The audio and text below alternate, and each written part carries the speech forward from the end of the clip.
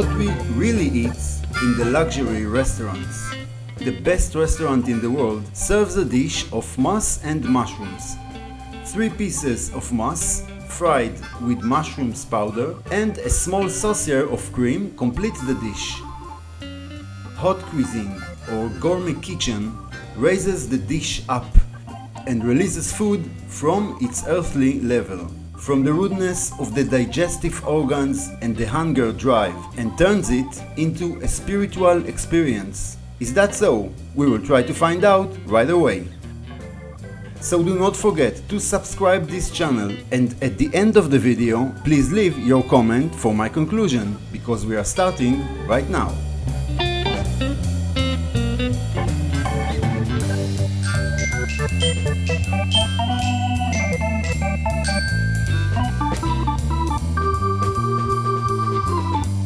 One of the flagship dishes of Heston Blumenthal's Fat Duck restaurant is bacon and eggs ice cream.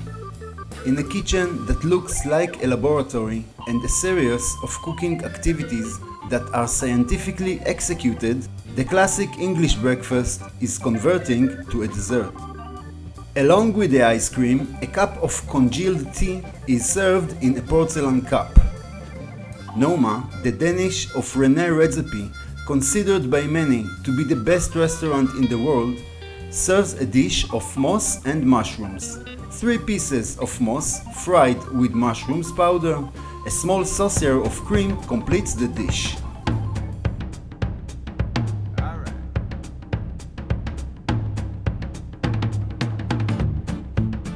The 2 different dishes are kind of time machines. At Blumenthal's, the dish allows diners to glimpse to a culinary future which wears and takes shape, just like the bacon and the scrambled egg that have turned into ice cream. At Noma's, the diners tripping to the days of their fathers, hunters and gatherers, so the dish serves to the table without cutlery set. The price of pleasure in both restaurants is astronomical. At the cost of one dish, you can buy more than 200 kilograms of potatoes or eat more than 30 meals at KFC. But diners in Noma or in the Fat Duck do not seek for potatoes or to break their hunger. In fact, in luxury restaurants, diners do not seek to eat. Luxury restaurants is an institution that changes the meaning of eating.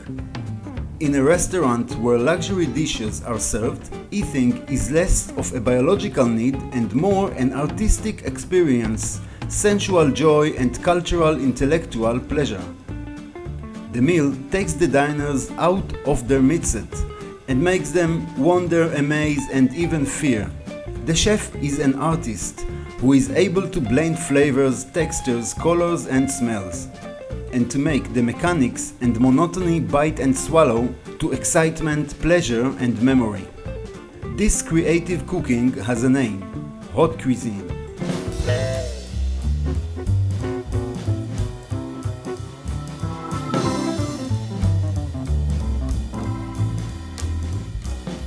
Haute Cuisine raises the dish up, releases food from its earthly level, from the vulgarity of the digestive organs and the wild hunger drive, and turns it into a spiritual experience. It is quite possible that in the future there will be a restaurant where wonderful dishes are served which no one eats and can only watch. The top chef is the one who takes the raw materials and turns them into a product with metaphysical and aesthetic qualities. Using the flame, knife and pan, the chef overcomes the limitations of the material and the limitations of the people who eats it. Anyone who eats Blumenthal's ice cream discovers that his eating habits, which have been traced in the tradition of decades, have been totally disrupted. What is breakfast? What is ice cream? What is morning? Blumenthal's ice cream shakes the senses, violates expectations, and disrupts patterns of thinking. Not only the person who eats Blumenthal's ice cream gets the ability to rise above the bacon's necessary rules of existence. rules of the oily piece that have sliced out of a pig corpse and the egg that a grayish unknown chicken has thrown away. Haute Cuisine takes us out of the obvious, from physics to metaphysics and from chemistry to alchemistry. This is the moment that bacon becomes a metaphor for bacon, and we are transformed from humans to civilized people. Elite eating improves the soul and mind of the diners.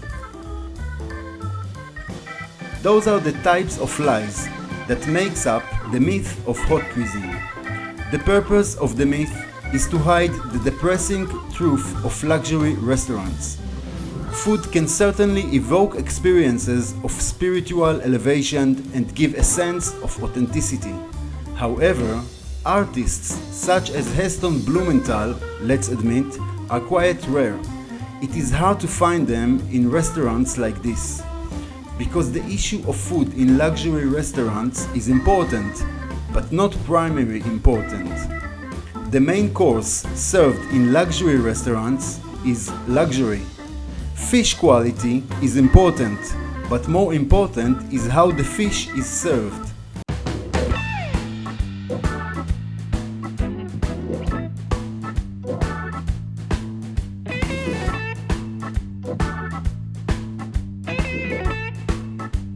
In prestigious restaurants, what matters is how to present the prestige. The way people gets the feeling that they are expensive and precious and not another human mass. And therefore, the employees who works in the restaurant, from the owners to the dishwashers, are responsible to create a uniform product. A product that is transparent and yet tangible. The product is a high-class experience. Luxury restaurants appears at the end of the 18th century from the burgess class, with the disintegration of the aristocratic class in Europe, which was accelerated by the French Revolution.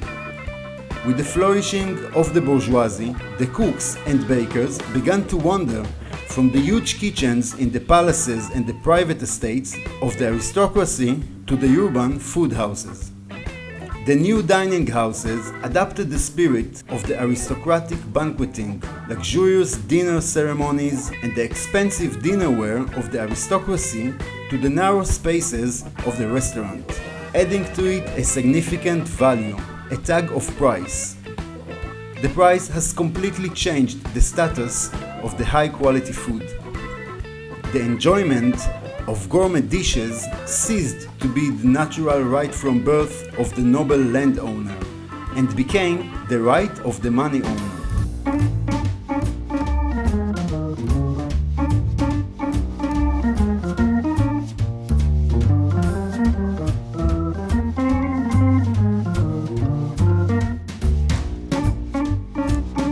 The meal in the luxury restaurant is a complex mask, a ballet of class in which the diners and the restaurant makes a series of bowing gestures and hints. And those are the ones that makes the desired luxury atmosphere.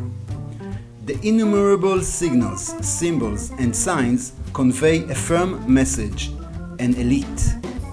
Always in a fancy restaurants, there is a kind of monotonous hum of a whisper. This is the constant tension between the rules of the game and the wishes of the waiters and the sommelier to turn the tables on their diners, pouring the soup into the restaurant owner's jacket and throwing the dessert table out of the window, since the waiters at these restaurants are aware of the fact that they are in an unfair game in which they are dressed in goose and groveling to people that are in hunger for being pleased. Their smiling and waking will determine their pay at the end of the meal. The luxury restaurant offers another valuable thing, an artistic experience. But this experience, with its sophistication and beauty, is a conservative experience. The gourmet art seeks to preserve the existing order and not change it. Its goal is to be less as possible to a wide audience. The less the food is edible, the more the restaurant preserves the cultural superiority of the wealthy who come to its gates.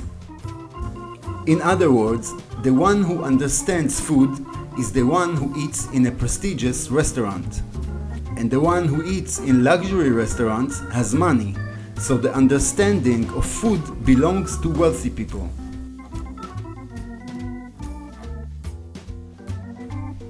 The courses in the luxury restaurant, whether they come from the stone ovens or copper pots of French cooking, must meet the aesthetic criteria of the wealthy aristocrat.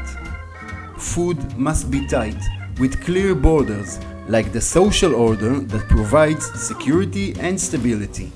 Crack in a dish, uncontrolled mixing, a sauce that has been drilled, or fallen fish symbolize for diners the possibility of catastrophe. The way the dishes are served should protect against the possibility of contact with the body. The food should be easy to cut and control, a symbol of body control and table manners, which has been developed in the aristocratic culture. The dishes themselves are an expression of concentrated abundance. Lots of materials, lots of places which the materials came from, lots of cooking techniques, and hours of transportation and labor, which reduced into one food capsule.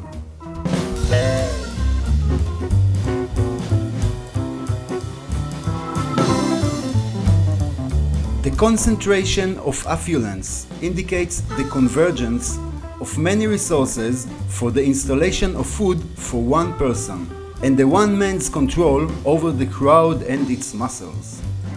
The dishes must be hard to impossible for preparation at home, in order to cut off the haute cuisine from the home kitchen. The food must be beautiful, aesthetic, harmonious and proportionate, in order to emphasize the fact that the food served to the diner is actually disproportionate. In other words, between the nutritional and caloric value and its price, there is a huge gap that emphasizes that this is not economic, irrational, or even immoral. Luxury restaurants specialize in the art of the courtyard of yesteryear. They give the diners a new portrait of themselves. Fine, expensive, sophisticated, exciting, surprising, accurate, and meticulous. They draw the Duke on all of its beauty and glory and erase the moles, wrinkles, and the double chin.